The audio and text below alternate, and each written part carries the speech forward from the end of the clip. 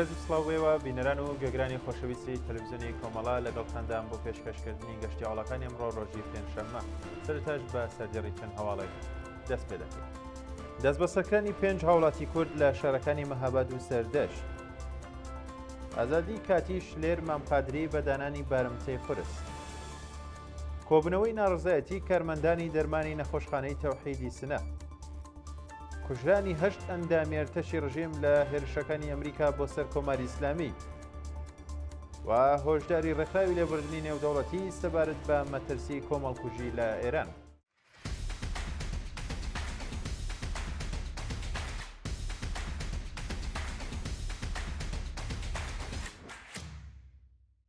دەست بە سەرکردنی 5 هاوڵاتی کورد لە شارەکانی مەهاباد و سەردەشت. لە درێژەی شەپۆلی نوێی دەست بە سەرکردنی هاوڵاتیان لە کوردستان 5 هاوڵاتی خەڵکی مەهاباد و سەردەشت لەلایەن هێزە ئەمنیەکانی ڕژێمی کۆماری ئیسلامیەوە دەست بەسەر کران. بەپێی راپۆرتەکان ئێوارەی یەکشەممە 14 پوشپەر هێزەکانی ئیدارەی ئیتلاعات بە بەکارهێنانی توندوتیژی دوو هاوڵاتیان بە ناوەکانی مامۆستا ئەبوبەکر یوسفی و یونس موساپور لە شارۆچکەی نەڵاسی سەردەشت دەست بەسەر و دەستبەجێ بۆ گرتوخانەی ورمیان گواستونەتەوە. لەلایەکی دیکەشەوە ڕۆژی سێشەمە 16 پوشپەر هێزەکانی ئیتلاعاتی سوپا لە شاری مەهاباد هێرشیان کردوە سەر ماڵی هاوڵاتیان و 3 کەسیان بەناوەکانی سەردار ئوستاد ئەحمەدی، مستەفا ئیبراهیمی و کەماڵ پیرانپور بە بێ نیشاندانی حکمی قەزایی دەست بەسەر کردوون. شایانی باسە کە تا کاتی داڕشتنی ئەم هەواڵەش چارەنووس و شوێنی ڕاگررتنی دەست بەسەرکراوانی مەهاباد بە نادیاری ماوەتەوە و هەروەها دەست بەسەرکراوانی سەردەشتیش لە سەرەتایترین مافەکانیان وەکو چاوپێکەوتن لەگەڵ بنەماڵە و دەستڕاگەیشتن بە پارێزەر بێبەشکراون. ئازادی کاتیش لێر مامقادری بە دانانی بارمتەی قورس.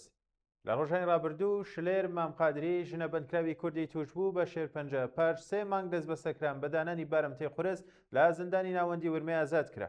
ڕۆژی سێشەمە 16 پوشپەر ئەم ژنە تەمەن 34 ساڵە کە خەڵکی شاری مەهابادە پاژنە و 1 ڕۆژ دەست بەسەرکردنی بە شێوەیەکی کاتی و تاکاتی بەڕێوەچوونی دادگا ئازاد کرا.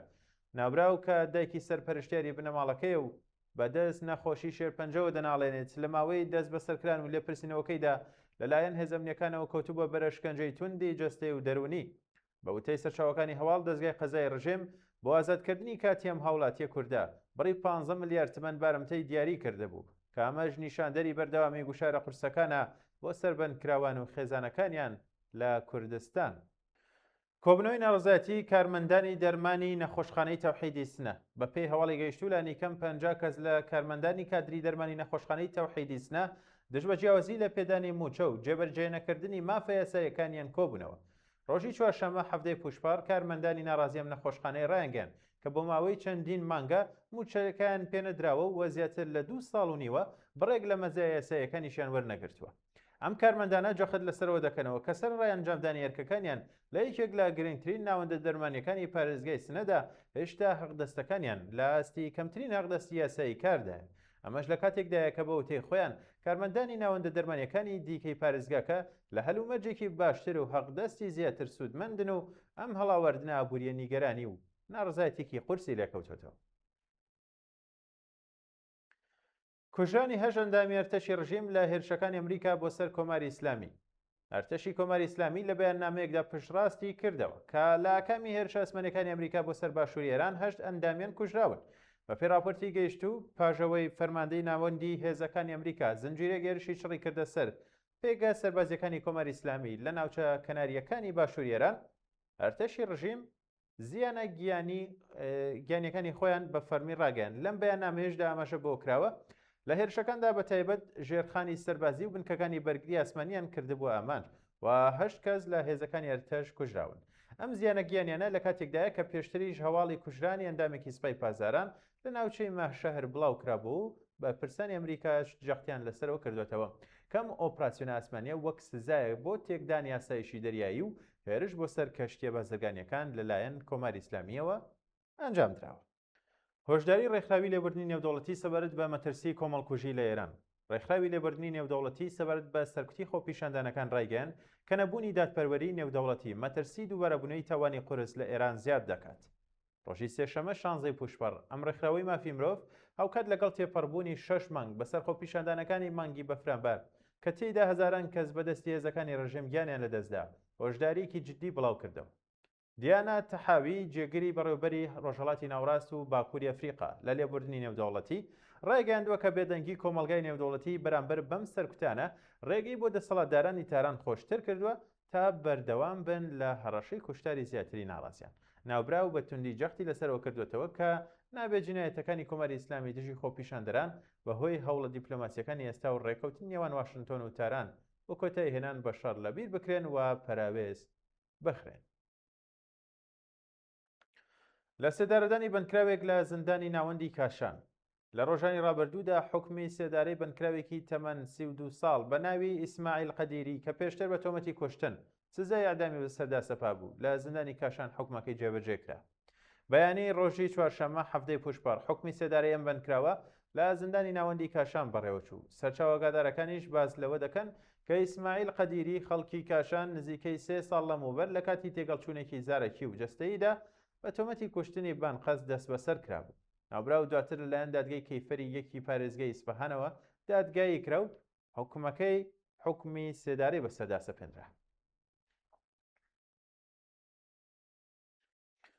بێبەشکرانی فاتمە سپێهری لە مافی دەستڕاگەیشتن بە دەرمان لە زیندان. بە پێی دوایین زانیاریەکان فاتمە سپێهری بەندکراوی سیاسی لە زیندانی وەکیلابادی مەشهەد سەرەڕای خراپی دۆخی تەندروستی لە مافی چاودێری پزیشکی و ناردن بۆ نەخۆشخانە بێبەش کراوە. راپۆرتەکان ئاماژە بۆ دەکەن کە ئەم بەندکراوە سیاسیە کە بەدەست نەخۆشی دڵیەوە دەناڵێنێت بۆ وەرگرتنی چارەسەری پێویست لەلایەن بەرپرسانی زیندانەوە ڕێگری لێ دەکرێت. ئەزغەر سپێهری برای ئەم بەندکراوە ڕایگەاندووە کە سەر ڕای پێشنیاری پزیشک بۆ بینینی پزیشکی پسپۆڕی دڵ لە کۆتایی ساڵی ڕابردوودا. بەرپرسانی زیندان ئەم کارێن ئەنجام نەداوە و تەنیا پاش تێکچوونی باری تەندروستی لە مانگی گوڵاندا ڕەوانەی نەخۆشخانە کراوە. بە وتەی ناوبراو پزیشک بڕیاری دابوو کە لە مانگی جۆزەردان دووبارە پشکنینی بۆ بکرێتەوە، بەڵام تاوەکو ئێستا ئەو پشکنینە ئەنجام نەدراوە. لەلایەکی دیکەشەوە بەشێکی زۆر لە دەرمانە پێویستەکانی ئەم بەندکراوە تەواو بوون و درێژەدان بە چارەسەریەکەی پێویستی بە سەردانی پزیشکی پسپۆر وانەیە کوردنەوەی دەرمانەکانی هەیە کە بێبەشکردنی لەم مافە مەترسیەکی جدی لەسەر ژیانی دروست دەکات. ژەهراوی بوون و برینداربوونی دەیان کرێکار بەهۆی نەبوونی ئیمەنی شوێنی کار. لە ڕۆژانی ڕابردوودا لە کامی نەبوونی ئیمەنی شوێنی کار و هەلومەرجی نالەباری پیشەیی دەیان کرێکار لە شارەکانی گوڵپەیەگان و کازرون ژاراوی و بریندار بوون. بەیانی ڕۆژی چوارشەممە هەفتەی پوشپەر بەهۆی دزەکردنی گازی کلۆر لە یەکەیەکی بەرهەمێنانی مادەکیمیایەکان لە شارۆچکەی پیشەسازی سعیدابادی گوڵپەیەگان 22 کرێکار بە توندی ژەهراوی بوون و ڕەوانەی نەخۆشخانە کران. دزەکردنی لە ناکاوی ئەم گازە نزیکەی 7 کەسی خسوەتە مەترسیەوە و تاوەکو ئێستا هۆکاری سەرەکی ڕووداوەکەش لەلایەن فریاکەوتنی ئیسفەهانەوە ڕوو نەکراوەتەوە. لەلایەکی دیکەوە لە شاری کازرونی پارێزگای فارس کرێکارێکی بیناسازی تەمەن 45 ساڵ لە کاتی کارکردن لەسەر داربەستی بینایەکدا تووشی کارەساتی کارەباگرتوویی بوو. ئەم کرێکارە بەهۆی کەم تەرخەمی و بەرکەوتنی بە کارەبای پەستانی بەرزەوە بە سەختی بریندار دەبێت، دواتر لەلایەن تیمەکانی فریاکەوتنەوە بۆ ناوەندە دەرمانیەکان گواستراوەتەوە. ناڕزایەتی کرێکارانی کیشتوب ڕۆژی ڕابردوو کرێکارانی لەسەر کاردەرکراوی شیرکەتی کیشتوب دژ بە وەرنەگرتنی حەقدەست و مافە دواخراوەکانیان ناڕزایەتیان دەربڕی. بە پێی راپۆرتەکان نزیکەی 80 کرێکاری دەرکراوی کۆگای کیشتوب لە دوورکەی کیش کە لە کۆتاییەکانی ساڵی 1404 هەتاویەوە لە کارەکانیان دەرکراون خوازیاری گەڕانەوە بۆ سەرکار و وەرگرتنی حەقدەستە دواخراوەکانیان بوون. ئەم کرێکارانە ڕایانگەیاندووە کە لە مانگی خەزەڵوەری 1404ەوە حەقدەستیان وەرنەگرتووە و مافی بیمە و مەزایای 2 ساڵی ڕابردووشیان پێنەدراوە. شانی باسا کە سەر ڕایگەڕانەوەی بەشێک لە کرێکاران لەم دوایانەدا هێشتا چارەنووسی ئەم 80 کەسە بەنادیاری ماوەتەوە و بەهۆی نەدانی مافی بیمەوە تەنانەت حەقدەستی بێکاریشیان پێنادرێت. پشتیوانی سکرتێری گشتی ناتۆ لە هێرشەکانی ئەمریکا بۆ سەر کۆماری ئیسلامی. مارک ڕوتە سکرتێری گشتی ناتۆ سەبەت بە هێرشەکانی ئەمریکا بۆ سەر پێگا سەربازیەکانی کۆماری ئیسلامی ڕایگەیاند کەم وەڵامدانەوەیە کارێکی یەکلاکەرەوە و زۆر پێویست بووە. مارک ڕوتە جەختی لەسەرەوە کردوێتەوە کە کاتێک ئاگربەس لە ئارادایە و ڕژێمی کۆماری ئیسلامی پێشیل دەکات دەبێت ئەمریکا وەڵامێکی قورس و یەکلاکەرەوەی هەبێت. ناوبراو بە تایبەتی ئاماژەی بە هێرشەکانی ڕۆژانی ڕابردووی کۆماری ئیسلامی بۆ سەر کەشتێ بازرگانیەکان کرد و وەڵامدانەوەی سەربازی ئەمریکای بەکارێکی تەواو پێویستی زانی. سکرتێری گشتی ناتۆ هەروەها دڵنیاییدا کە ئەم جۆرە پێشاتە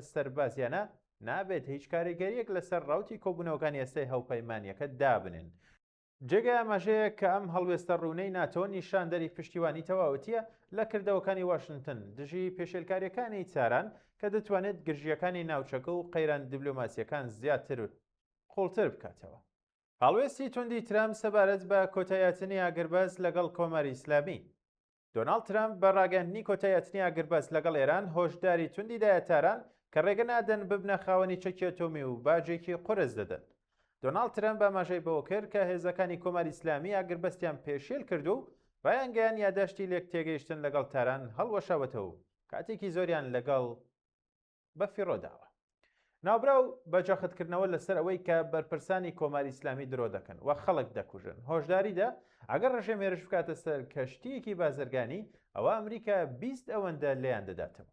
ئەمریکا هەروەها سەبارەت بە بنکە ئەتۆمیەکانی ئێران وتی کە ئەگەر چی لە قوڵای شاخەکاندان بەڵام تەنیا ئەمریکا ئامێریزە بەلاحی هەیەکە دەستی پێیان بگات و ئەم پرۆسەی چەکدا ماڵینی ئەتۆمیە نەکشەڕ.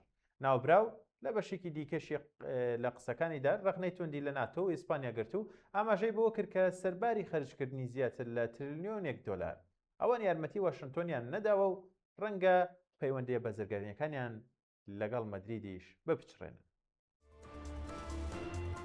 بەڵێ بینەران و گەگرانی خۆشەویست گەشتیاڵەکان پێشکەشکردن کات و سادگی باش بۆ هەمولایەکان.